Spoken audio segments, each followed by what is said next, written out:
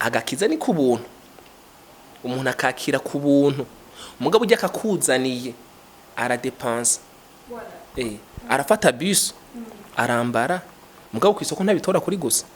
ijya brochure yagiye ko imprima iguhereze yayimprimiye ku mafaranga mugabo ni cyaha ku muntu ari cyaha nyine ati gute je umuntu cyana mubaza tumaze kunywa inzoga zingahe akamarurira ati none inyota ntirahera imbere uharuye amacupa maze kunywa inyota ntirahera oya ntirahera urabe neza rero yuko inyota ufise ari inzoga kuzo gusanga iyo bari inzoga uravye amacupa maze kunywa yari kuba yaraheze umuntu afise inyota y'amazi anyoye igikombe cy'amazi cihera sivyo asi imana igiheza kumuha Adamu ivyo akora responsibility yakibona ati arakeneye umufasha arakeneye uza kumufasha kugira ngo ijya mission ashobore kuyishikana kuyikora so umuntu ageze kugira mariage rero ninde so umuntu afise amafaranga menshi ariko umuntu ageze kugira mariage n'umuntu amaze kumenya icyo aje gukora ngaha kwisi what is your mission in this world warasenze imana kubwira ati uramaze kubona iyo uri kuraja neza neza mu buzima bwawe yes ubu umaze kumenya ikorwa cyawe hama then you need help ko ikorwa imana igwacha makera ari kinini akiri big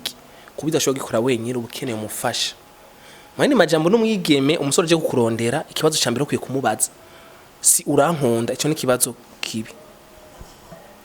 niho bavuze ko ari seminaire kuko uri umukobwa umusore je gukuresha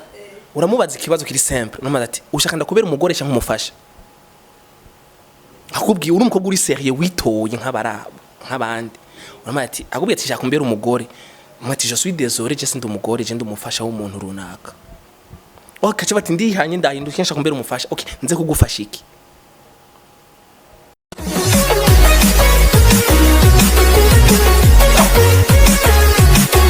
ndabaramukije mwese bakunzi ba PC International TV aho mwere hose ndizera ko meze neza nanje meze neza turabakunda kandi turabashimira kuntu mwanda ya mudukurikirana kuri micro nkuko mubimenyereye ndayikeza Pascaline la Slameuse comme d'habitude mumeze neza muraho icyo nashaka kwibagira nuko umubanda yamukurikirana ibiganiro byacu kandi ikiganiro cacu mukagikurikirana cyose mukakimara cyo ni ikintu cerekana ko mudukunda tudatevye nakiri mutumire murabona ko ndi kumwe n'umurundi bene murundi sinzi ngarabigirira n'umuntu mukozi w'Imana ariko nibaze ko ntovuga byinshi en detail arashaka kwivuga wenyene mwiriwe cyane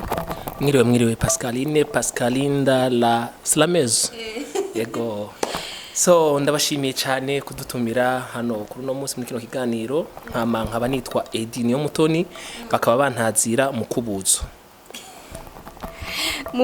mwamuvise ni sawa none mukubuzo ego bantazira mukubuzo kubera yuko umukubuzo ukora byinshi abantu baba bakora mu kigo nka wewe uraza umukubuzo icyo ukora urakubura ubucafu cyangwa urakubura wegeranya ibintu jewe ndo umukubuzo ivyo byose ndabikora hano nyene sanze ibintu bitameze neza ndakubura ndavyigizayo hanyuma aho sanze ibintu faranga nyene ndashoka kubura ndakegeranya Edi Mutoni presentation yawe iraryoshye cyane ndizera ko hano bari ko dukurikirana ikiganiro baza kugikunda cyane Edi Mutoni aka mukubuzo ikibazo ca mbere waravuze ko uri mukubuzo mu buzima bwa misi yose usanzwe ukora iki mu buzima bwa misi yose nkora byose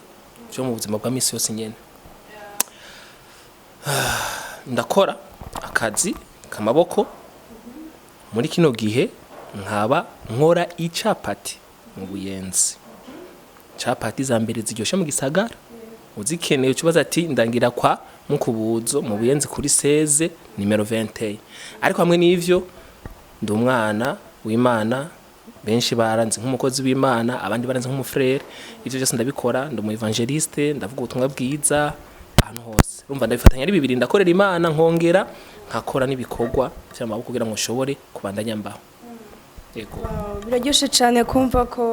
umukozi w'Imana umwana w'Imana ashobora kumva yo kura amaboko mu muzu agakora n'ikintu ciza cyane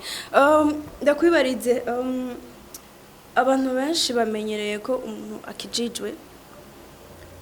atungwa no kwizera kwiwe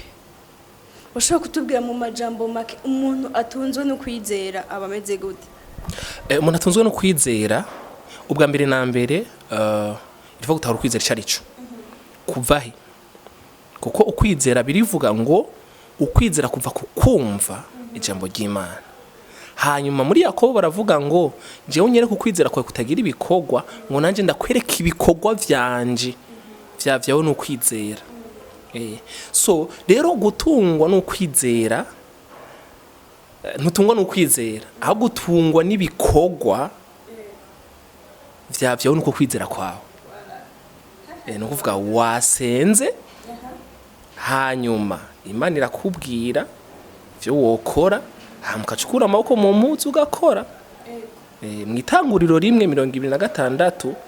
Bibiliya ivuga ngo Imana iravuga ngo tureme umuntu ameze nkatwe asa natwe kugira ngo aganze. Umuntu ameze nk'Imana, Imana ashaka umuntu ameze nkayo akora nkamva ameze nkatwe ameze nk'Imana. None Imana ikora gute? Imana irakora, Imana n'inkozi niyo yeremye vyose. Nta nakimwe kiri ngaha kwisi gitaremwe n'Imana. Mugabo ngo ivyo byose biremesheje ukwizera. Urumva gutungwa no kwizera nugukora bihwanye n'ivyo wizeye ukacukura mu maboko mu mpuzu ukabikorerako hama bikakuvyarira umusaruro. Abantu benshi bakunda kucana abantu bakijijwe bizera Imana bakunda kuba bizeye ko ibintu byose bizokwikora. Urumva azosenga mu ibintu vyikora mugabo wewe waravuze ati je nzosenga nongere nkore. Wavyumviriye gute? Navyumviriye aho narahaciye. Hari imyaka naje nabayeho nsenga cyane nzi neza yuko canke nibaza yuko amasengesho ashobora kuntunga. Ariko gusenga ni kimwe ni nka première partie. Ariko hariho deuxième partie yo kucukora. Nk'akarorero igice cambere. Igice cambere. Gusenga ni iki? Gusenga no kuganira n'Imana. Gusenga no kuvugana n'Imana. Gusenga no kurondera ama directive n'ama direction ku Mana. Sivyo? Ariko Imana iri mu ijuru natwe turi ngaha ku isi. Uravye nk'akarorero ndatunze gutanga akarorero ku mwami wacu Yesu Kristo. Cenda kijo ndemere nk'umwami wanje n'umukiza. Yesu yari umukozi. Yari umukozi bavuga ngo yari umusharpentier. Charpentier no kuvuga yari umuntu yubaka amadari y'inzu. Yarubaka charpente bien akagenda kanegosya amafaranga. Mugabo yari Imana ijana kwijana mugabo yaragenda kanegosya agakorera abantu akabasakarira amazu. Aje gusakarira amazu biravuga ngo acaje mu sinagogi rero gusoma ivyandiko. Ni ryari Yesu none atakoze igihe umuhamagaro wabaye mwinshi yaramaze kuronka abantu benshi cyane afasha amaze kwita mu muhamagaro ijana kwijana akaronka abantu benshi baguma bamuririra bafise ibibazo byinshi ku buryo yisanga ataronsa akanya kuja gukora akaca yita abo bantu. Mugabo kandi nabo bantu nabo vyari bimutunze. So kuri jewe rero narabayeho ubwo buzima bwo gusenga mugabo nari mbayeho nuzuye umugabo nkeye.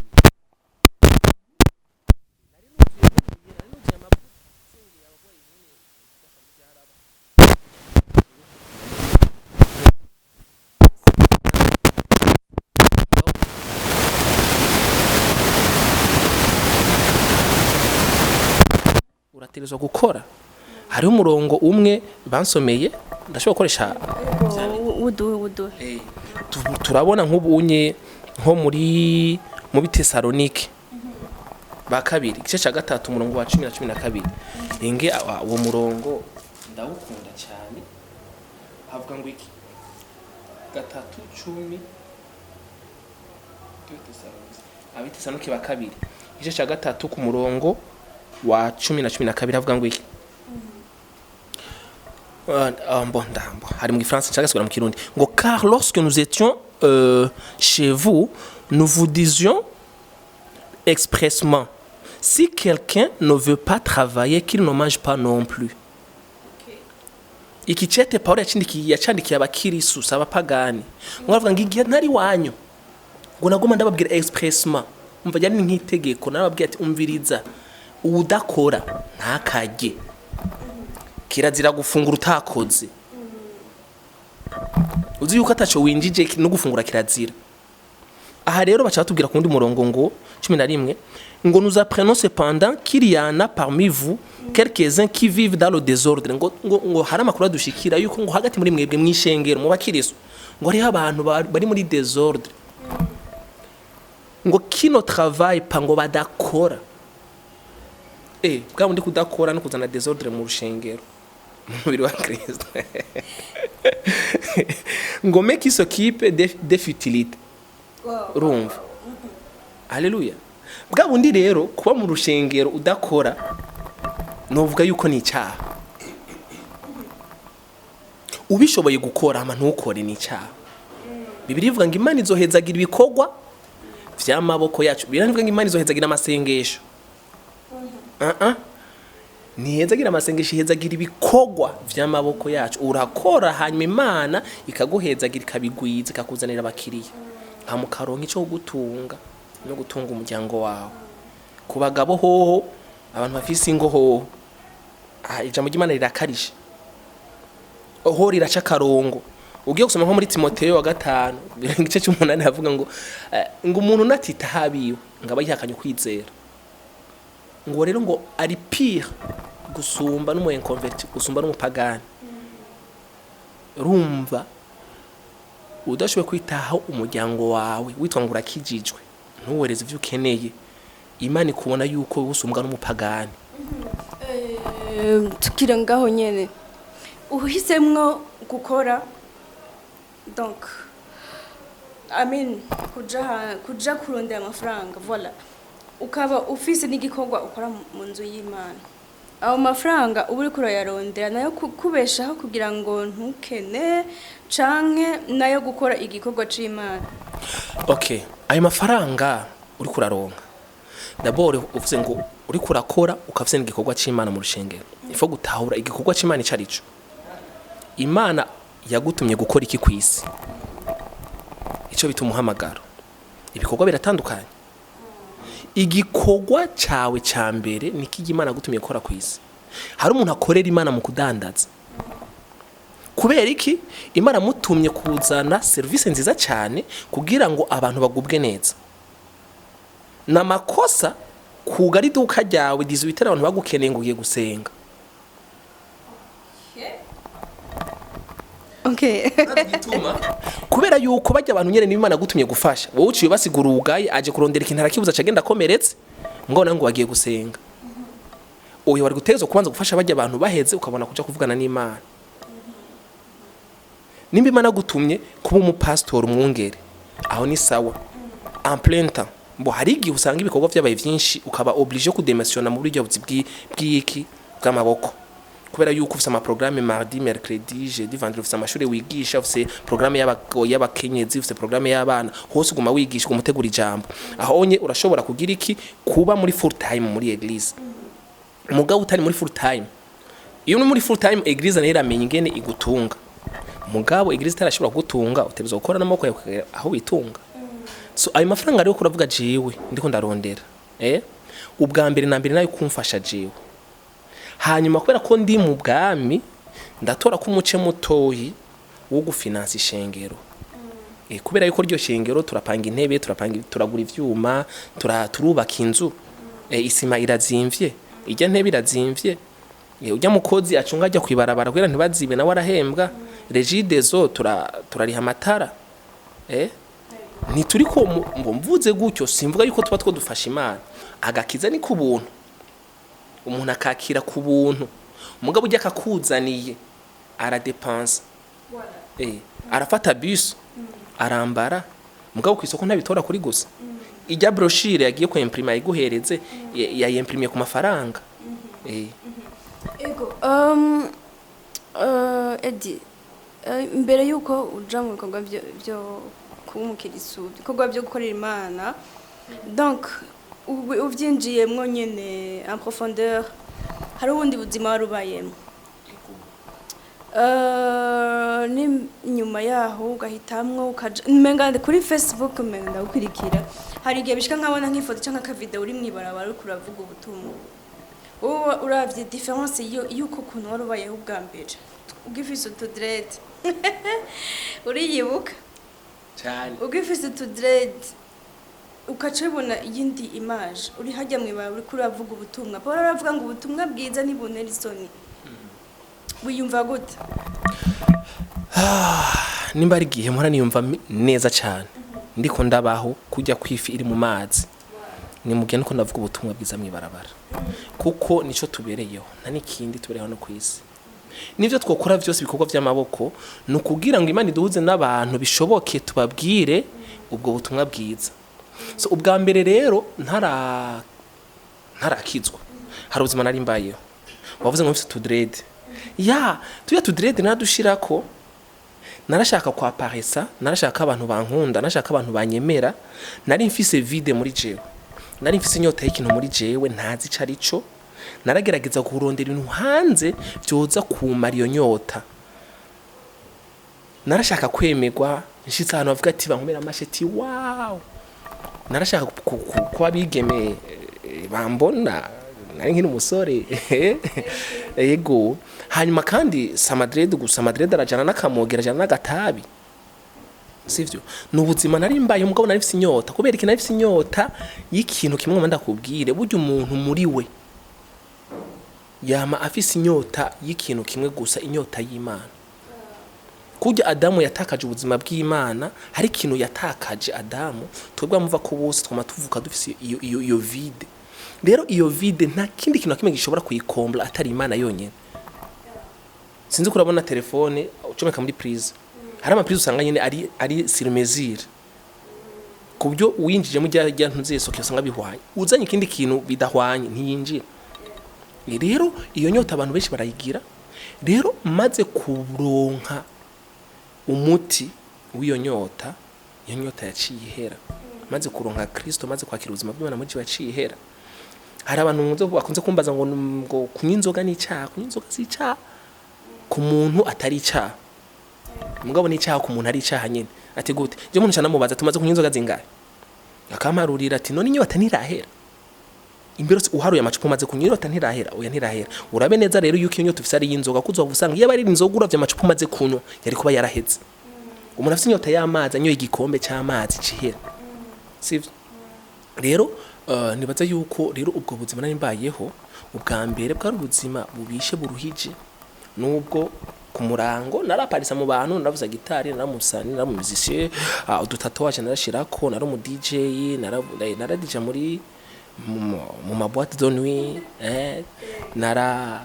kamera narayiciye ko narikoresheje montage dukino naciye mu tuntu twinshi cyane ndiko ndarondera ikubuzima ngo maze kuronka Kristo ubu byose nta byambereye iki ubuhombe ndavuga ubu mvuga Kristo gusa kubera niwe yamaze inyota niwe mpagije mvuga Imana kuko ndugije ibiganza nkavuga ati haleluya amen ndumva umengo na amazi bariko baransuka ko nyene akanye arampagije cyambu cyawundi arampagije rero nivyo nkora byose ndabikora kugira iki ndabikora nyene ko numva nyene ko ndi free nk'umwana w'Imana kubikora tout simplement ndi umwana mu rugo rwa data nkora ivyo data ashaka ego hama iyo uriko uravuga ubutumwa mwibarabara muri ville canke ahantu ariho hose bo biragaragara ko si ikintu gikora bose ni ikintu gikora abantu bamaze gufata decision abantu bamaze gushira amanga ku butumwa bwiza ntibishobora gushika ukumvuragiza isoni canke abantu bakakubona nko kumenga urasara urumva ndimo uba wiyumva umeze gute muri urya mwanya muri urya mwanya ubwa mbere utaramenya n'ibikorwa urumva isoni urumva n'ubwoba mugabo jewe isoni aho zagiye guhera ni umunsi ndonka kareverasyo nkikizwa n'ubundi no kuduza ibiganza mu ishengero vyarangora no gutamba vyarangora kubera nari nkiri umusore vraiment nari inshushe pase navuga ati none hariya niyambona ujya mwigeme ndugije ibiganza avuga ati jya mu frere nibiki ariko nza numva icyo rimbwira ati wibuke jewe kugira ngo ndagucungure sinagize isoni zo kwambara ubusa baranyambuye impuzu zose zigara ndi gusa ubwa mbere bambona nk'umwami mu ndwi zitatu zihetse mugabo uwo munsi imbere y'abagore n'abana barankura impuzu sinagize isoni baca bamanika hagati muri rompwe nkajya kuri rewo ku giti cy'umusaraba kuko hari ku gasozi muri rompwe niho abantu baci gorogota nambaye ubusa sinigeze ngira isoni zo kugucungura jewe sinagize isoni zo gucungura ngo witwa umwana w'Imana ariko wewe urashobora kugira isoni zo kunshimira nagiye numva umengo ni nyundo kuva umunsi naciye mpitamo ndavuga ati Yesu sinshobora kugira isoni zo nimbyo warabikoze je sinogira isoni zo kuduza ibiganza avuga ati merci Seigneur sinogira isoni zo kugutambira ubu ndidegemvya kuva uwo munsi none natanguye kugira iki gutamba kuva uwo munsi none nagiye numva umengo nyene ndafashe ibintu cy'ibisazi ndavuga ati uwo Yesu ndavye urukundo yankunze numva umengo no bisemerera nkaja mwibarabara nkavuga dukoresha akarorero urabona nk'abantu bo muri nka limitere mbega limitere bajya bagira publicité mwera baragira isoni oya kubera ko baramamaza ikintu cabo ubwami bwabo ndabwita ubwami bwa limitere uravye bagira ama propagande nk'imigambwe itoza mu bihugu runaka cyangwa mu Burundi barasara ntibagira isoni barambere ibintu bakagira ibintu mugabo natwe turabana b'ubwami so gutangaza rero inkuru nziza y'ubwami niteka kuri twebwe twumva two bivuga hari abantu bariko barapfara abantu bariko bagira kumubwira ati ngo ndafise solution ivyo ni munyegere ndabereka inzira ija mwijuru ni mwize ntaso nivyo gutera abo usanga ari ubuki ni power ni puissance akomaze ugacakira urabona umuntu ari mu nzira arikaje mu mahonero ati ujya mu ntare mu gipfu bunyene acaja mu muriro mugabo je ndafise solution ndafise ukuntu nomwereka nyene uja mwijuru uciye wikaho urumva nyene kumengo nyene sisawa gose rero ngo Paulo yavuze ngo nimba dusara ivya Kristo none muri boîte ni twatamba none nitwasara tukemeza barati igikwayo ndanje rabirika kadanse igigwayo twagira kazingi nimba ivyo twaragira muri boîte ku mana yacu nabo twidegemvye birarushirije so ntaso nibintera ahubwo kuri jewe ni privilege ni honneur no mumengo ahubwo nico mfata kikama nk'urubafre rusamirana mu Burundi bwose bakavyumva nuvume ngo umunsi nosemerera nkavuga gushika abantu bose bavyumvise hama mejeje nkaca nitahira mwijuru abantu bose babumvise inkuru nziza ya amen pasi nukuri ndakubwije ukuri Imana mwijuru Imana ntineze ngo nuko umuntu yaguze imodokari Imana ntinezegwa ngo nuko umuntu ngo yubatse etage aho ivyo ntibishitura Imana kwera uraza amazi ari mwijuru bavuga ngo n'amabarabara nyene pave ngo nama oro none urigera ubona mu rupango rw'umuntu yagize n'agapave kamwe ano oya mugabo mwijuru ivyo nyine ivyo vyuzuye so ntiwukangisha Imana amafaranga ntiwangisha Imana ngo ariko ngikinezera Imana mwijuru tuma bagira umunsi mukuru bakavuza umunsi yumva bakacelebra ngo niyo umuntu umwe yihanye iyo ushaka gutera umunsi mukuru gutera umunezero Imana vuga ubutumwa bwiza tout simplement vuga Kristo umuntu mwe yihana pasi yo batacelebre ko mbingoni urumva Igiswahili uhora usoma mu Giswahili wewe uhora usoma mu Giswahili okay mwijuru avuga ati batacelebre batacelebrate oya navuze mu conge mu gikongomani ntuzako kongomani ufata batacelebre kuko mu gikongomani afata Igiswahili bakavanga n'igifaransa batacelebre ndaryohewe hari hige muranisha kuvuga ubutumwa ugahura n'abasha ubutumwa bwiza n'ubushobozi ushaka kumva umuntu avuga ibintu ukumva umenga wo mwahogistra ugafata telefone ukahogistra kugira ngo uze kubyumviriza after numva ari ibintu byiza cyane ibintu bikomeye ibintu byigisha ibintu bimwe ubushobozi cyane rero ico gihe twaravuga ubutumwa sikera ni muri no minsi nyene kakubaza ati ibyo bintu bikurahe nanje navyo nzi urumva ko bavuga muri uwo mwanya ukumva woguruka ndiko ndabona abantu benshi ko bavuga ubutumwa mwibarabara ingene ewe ntabariwe usanga yabaye undi muntu usanga yahindutse mugabo ubutumwa buheze saba kuba wa undi nyene akanywa amazi akaramutsa abantu mugabo waje nawe muramutsa niyo kwishura alors ivyo ni mu bintu byatumye ndanaguhamagara kugira ngo ushobore kutuganirira uganire n'abakunzi ba Peace International TV nabonye ko ufise impano ufise ibintu ushobora kutubwira ushobora kubabwira kandi bikabubaka alors ikibazo cya nyuma nohereza ko sinarangiza ni kibazo kijanye n'ingo n'imiryango nous les jeunes bashaka kunda kugira ubwoba bwo kugira mariage ngo nta mafaranga bafise abakobwa ati amafaranga si yarongora ayo ufise yose nimba ushobora kwitunga wewe wotunga umuryango kandi urose umugore cyangwa donc urose umufasha en general ubutunzi buriyongera imigisha iriyongera azazanye yiwe agateranya n'iyiwawe ico wowe mushasha aheruka kubaka urugo rwiwe ubu ufise ikintu message ya nyuma wosigira abajene? Imana ikirarema ibintu byose yarabira bikabona ngo ni vyiza. Igiheza kurema na Adamu imushize aho hantu ngibona ngo ni vyiza cyane. Mugabo haciye akanya gatoyi Imana ikirigarura ikivuga ngo si vyiza ko umuntu yibana wenyene. Bundi rero umuntu kwibana wenyene Imana batari vyiza.